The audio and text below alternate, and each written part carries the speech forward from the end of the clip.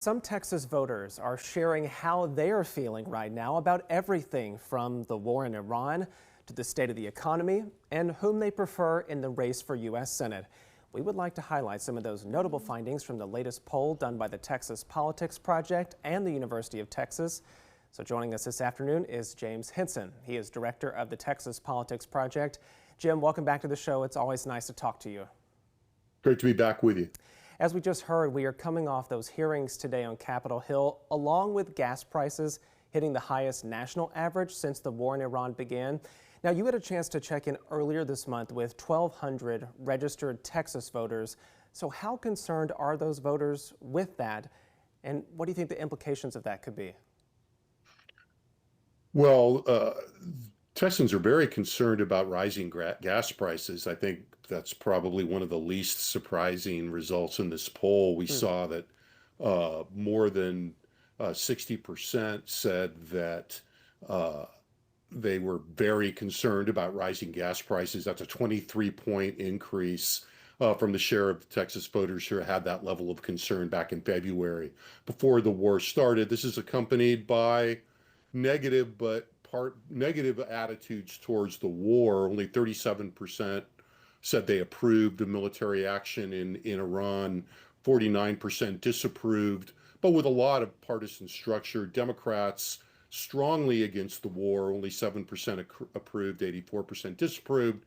Independents, very similar to Democrats. Republicans a little more split. On balance, 69% were supportive of the war, but 16% were against it, and a big chunk were either neutral or no opinion. So while Republicans are sticking with the president on the war, they don't like the gas price increases, and there is some division there. I want to get to the president in just a moment, but something else you asked these voters about is who they would support for U.S. Senate. Those results showed some perhaps good news for James Tallarico and his campaign. So talk us through those numbers. Yeah, we did two trial ballots here that were completely hypothetical at this point, 6 months before or more before the election. But we looked at whether, we gave people the choice of James Tallarico versus John Cornyn and James Tallarico versus Ken Paxton.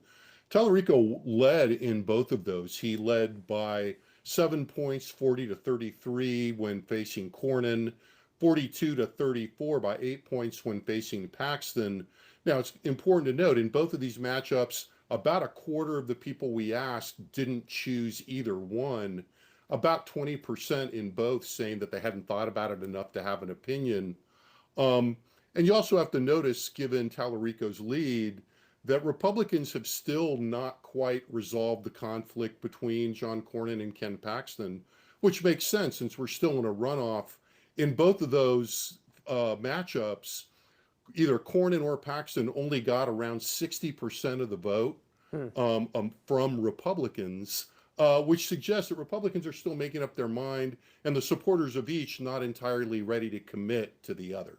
Yeah, the primary runoff happening on May 26th, so that unfinished business will get wrapped up at that time. But that number about whether people had enough opinion about one of these candidates to decide for their preference at this point, that did stick out to me. So what do you think maybe is driving those figures? Is it really that there is so much unfinished business still to resolve? Well, I mean, I think what's driving them is that number is two things.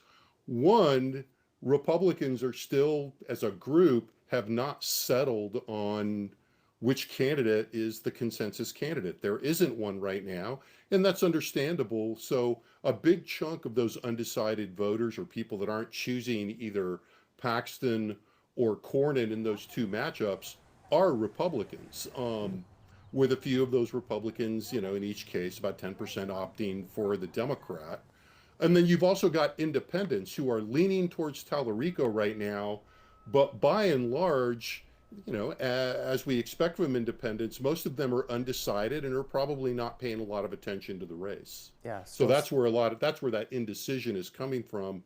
It's a product of independent inattention and Republican lack of resolution in the primary runoff you were just referencing. Yeah, it will be interesting to see what those numbers do as we get closer to November when the next senator is chosen. So The results you all shared also showed President Trump underwater with the Texas voters you polled.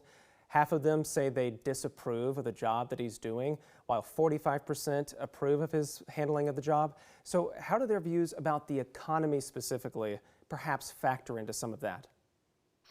Well, I think they factor in huge. I mean, there's two things going on there. One is that President Trump's rating on his handling of the economy are lower than his overall ratings. As you said, um, you've said where he is with all voters at about 45, 50. On the economy, only 35% approve and 51% disapprove. And his ratings are even worse when it comes to how he's handling prices and inflation. So there's a combination that voters are dissatisfied with how he's handling the economy, and they're very dissatisfied with the state of the economy overall. They don't think things are getting better, and they have high concerns about prices from everything from gas, which we've discussed, but also other prices of everyday goods, housing prices, price of healthcare. Yeah, well, Jim, we appreciate you taking the time to break down more of these results. I would implore people to please go check out more of this because there's such fascinating breakdowns of some other very important issues that are facing the country and the state. So I'll direct you to the Texas Politics Project's website. But for now, Jim, thank you again for being here today. Thanks for paying attention to the work. We'll appreciate you.